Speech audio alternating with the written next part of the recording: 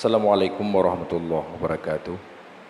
Alhamdulillahirabbil alamin wassalatu wassalamu ala asyrafil anbiya'i wal mursalin wa ala alihi wa ashabihi ajma'in.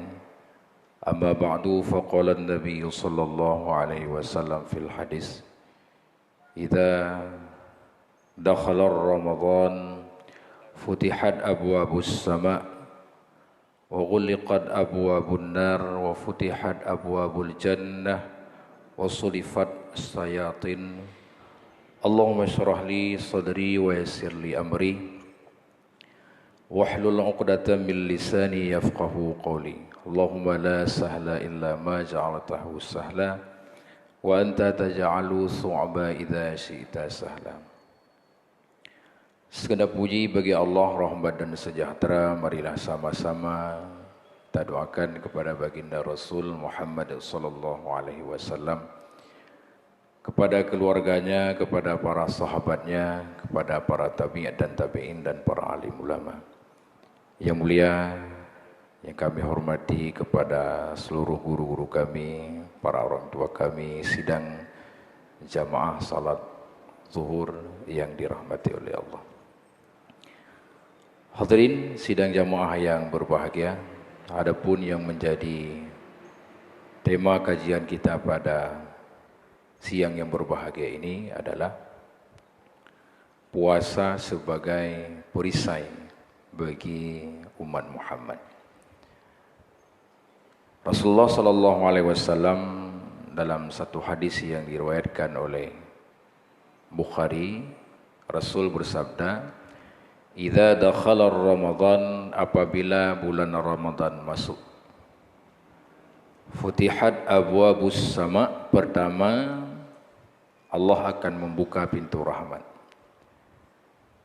Kemudian yang kedua, wa futihat abwabul nar, wa ghuliqat abwabun nar, Allah akan mengunci pintu neraka.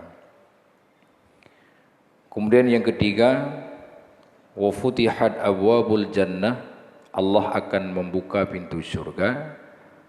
Kemudian yang terakhir, wa sudifat syayatin, Allah akan mengikat segala syaitan. Apabila Ramadan telah masuk, baik di awal Ramadan hingga akhir Ramadan itu dikerjakan oleh Muhammad, maka akan terjadi beberapa perkara. Pertama, pintu langit akan terbuka. Yang kedua, neraka itu akan ditutup. Yang ketiga, pintu surga itu akan terbuka. Kemudian yang keempat, syaitan diikat.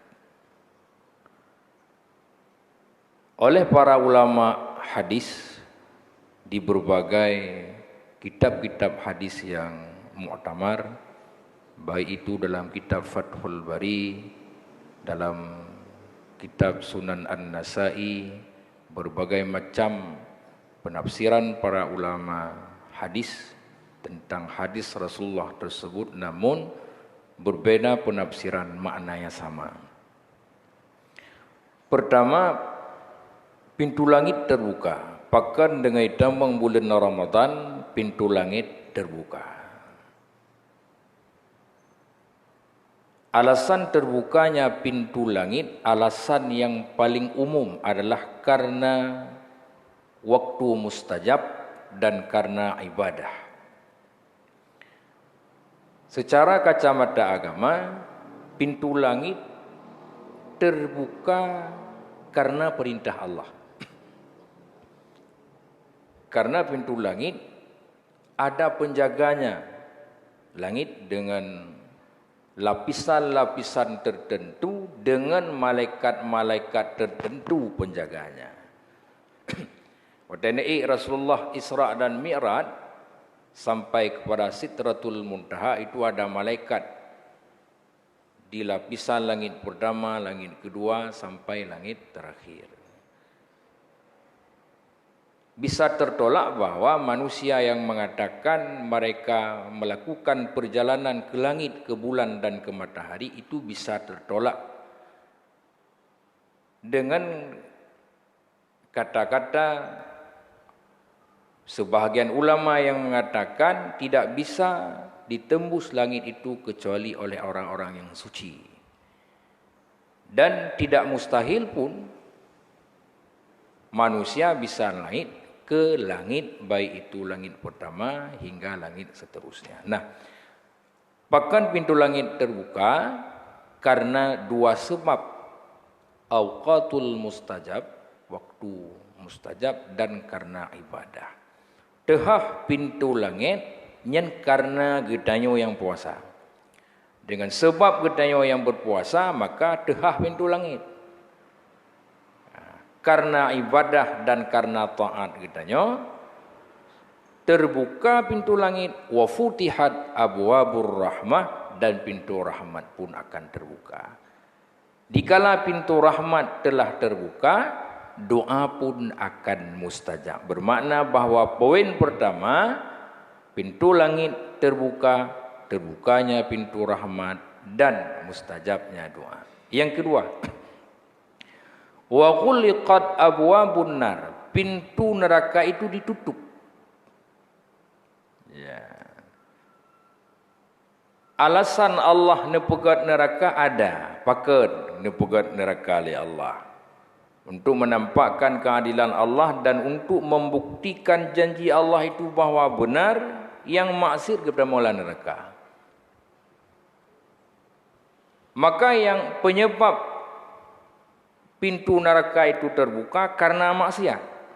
Penyebab tertutupnya pintu neraka itu karena taat. Nah, pakan tehah pintu neraka karena maksiat yang kunci hiji. Pakan tutup pintu neraka karena hana maksiat, bahasa yang lain karena taat. Nah, siapa yang menutup pintu neraka di dalam bulan Ramadan? Orang yang berpuasa. Karena gedanyo yang tak puasa, gedanyo tutuplah pintu neraka. Nanti akan kita jelaskan apa yang dimaksud puasa dalam hadis tersebut. Kemudian yang ketiga, wa futihat abwabul jannah, pintu surga kebuka. Juga sama jawabannya. So yang buka pintu surga, gedanyo yang puasa. Wa sudifat syayatin, dan syaitan akan diikat. Siapa yang mengikat syaitan? Puasa. Jadi baik dibayang dalam pikiran kita bahawa syaitannya gikat ngeranti, ranti cukup raya kon. Ini berdasarkan penafsiran para ulama hadis, termasuk salah satu Al-Halimi yang mengatakan bahawa syaitan itu diikat secara maknawi, yaitu dengan puasa. Puasa yang bagaimana? Yang mampu membuka pintu langit, menutup pintu neraka, membuka pintu surga dan mengikat syaitan. Puasa yang berazaskan kepada dua pengertian. Pertama, puasa yang diistilahkan dengan siam. Yang kedua, saum. Artinya kita payah tak puasa zahir dan payah tak puasa batin. Siam artinya puasa zahir, puasa standar yang dikategorikan oleh ulama fiqih yang sesuai dengan syariat. Karena syarat, karena rukun, itulah siam. Puasa sesuai dengan perintah syariat, berpedoman kepada ilmu fiqih. Oleh fiqih mengatakan yang kasah, pumanasa, nufud, wal i'tidal. Kagehetong dan kana fahla maisabu ala fi'li wa yu'aqabu ala tarki. Apabila sudah sah, maka dia sudah diberikan fahla sehingga memenuhi kata-kata kewajiban, diberikan fahla apabila terpewut dan disiksa apabila ditinggal. Yang kedua, saum, puasa batin. Ini lebih kepada pengertian tasawuf. Ubina anggota badan kita berpuasa, mata puasa, telinga puasa, tendera daripada daripada mendengar, berbicara, melihat yang dilarang oleh agama. Hati puasa. Nah, dengan dua puasa yang disebut dengan siam dan saum, oleh Al-Ghazali membagilah puasa kepada tiga tingkatan. Puasa am, puasa khas, dan puasa khawasil khawas. Puasa am, puasa katanya yang hanya tendek dan tengerah. Madah nak puasa, geliung hana puasa, mupat lagi biasa, dengar ada yang harum lagi biasa, Yang na sagai tendek tengerah, yang lain lagi biasa, hana yang berubah. Kemudian yang kedua puasa khas, puasa yang ada unsur saum dan ada unsur siamnya, dua. Inilah puasa yang dimaksud dengan oleh Rasulullah, idza dakhala Ramadan futihat abwabus sama wa ghulliqat abwabun nar wa futihat abwabul jannah wa sudifat syayatin. Yang kelima, puasa khawasil khawas, puasa orang-orang yang istimewa, yang manusia pada pangkat kemanusiaannya apabila tidak naik kepada tingkat nabi, wali dan rasul, ini tidak sanggup. Karena mereka insan pilihan, makhluk istimewa yang diistimewakan oleh Allah Subhanahu wa taala. Hadirin kaum muslimin sidang jamaah yang dirahmati oleh Allah. Maka puasa adalah ibadah yang luar biasa. Ibadah yang mampu mendidik kita yang menjadi orang yang sabar. Prinsip yang sangat mendasar yang diajarkan oleh puasa yang bermakna bagi kehidupan sehari-hari, sehingga dengan prinsipnya kita bisa bersyukur, bisa menikmati segala nikmat yang telah diberikan oleh Allah, bisa merasakan nikmatnya iman, bisa merasakan nikmatnya ibadah ke masjid. Apa itu sabar? Mandum dakalon syarat yang paling utama di dalam melakukan sesuatu adalah kesabaran. Nah, puasa itu mengajarkan dari bengah dan hendek sampai tepuk. Handa pajebu, handa jebi. Dari bengah sampai tepuk saum, handa lakukan sesuatu yang haram. Itu adalah sifat kesabaran yang mendorong. Maka semua itu berangkat dari kesabaran. Salat dengan sabar, haji dengan sabar, syukur dengan sabar. Hana doa syukur, hana sabar. Maka oleh sebab demikian, oleh Allah dalam Al-Quran, dalam surat Az-Zumar ayat yang ke-10, Allah bersabda, innama yuwaffas sabiruna bighairil hisab. Ayasanya yang dibalas pahala, yang diberikan pahala bighairi hisab, dengan tidak ada batasan, adalah kepada orang yang sabar. Muya perle gedanya gejuk pahala li Allah bighairi hisab, tanpa ada batasan. Maka bersabarlah di setiap ibadah yang kita kerjakan, perbuatan adiyah yang kita lakukan. Karena puasa terbagi kepada dua pahala, ada dua kelompok. Ada pahala yang dikadarkan, ada pahala yang tidak dikadarkan.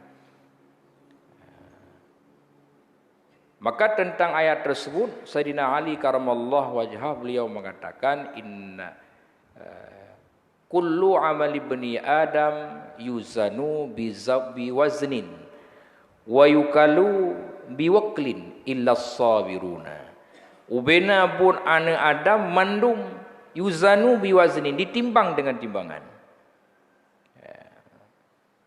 2 rakaat fajar, 2 rakaat subuh itu lebih baik daripada dunia dan isinya dunia. Sedekah, sabar, nebalah tipluh, yang yuzanu, ditimbang. 10 memberikan, dibalas 100, itu ditimbang. Wa yukalu biwaklin, dan Allah akan gesukan. Mandum amalan yang terpuput lekdanya getimbang dan gesukan. Artinya gebalah mekadar mudid. Beratnya seperti gunung-gunung Uhud, pahalanya sebesar langit dan sebesar bumi. Mandu yuzanu biwaznin wa yukalu biwaklin illa sabirun nepegali Imam Ali karamallahu wajhah, kecuali orang yang bersabar. Apabila kita mengharapkan pahala yang tidak ada hisab, tidak ada hingga, caranya adalah bersabar. Sabar artinya bertahan. Dalam kondisi yang gedanya, yang tengah tak lakoni, yang tengah tak alami, bertahan.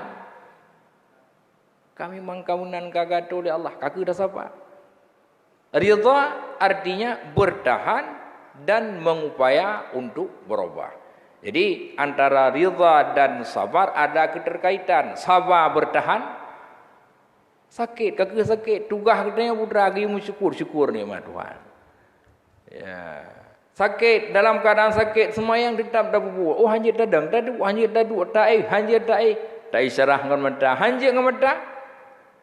Kaki dengan nanti. Pertanyaannya, sampai batas mana sabar itu? Sampai batas yang tidak ditentukan. Yang nak bahasa jawaban, sampai batas mana sabar? Sampai batas yang tidak ditentukan. Maka tiada sabar hana mudid batas gebalah tu pahala li Allah bi ghairi hisab, hana batasan cip. Sesuai dengan yang kita lakukan, setimpa yang dibalah oleh Allah Subhanahu wa taala. Oleh sebab demikian, mari belajar kepada Ramadan, di mana Ramadan guru yang besar, mendidik umat Muhammad dengan berbagai macam kedisiplinan ilmu. Mendidik umat Muhammad agar bisa mengelola manajemen kalbu yang benar. Mendidik umat Muhammad menjadi orang yang takwa, syukur, dan antara yang lain, yaitu sabar terhadap segala cobaan dan amanah yang telah diberikan oleh Allah kepada kita.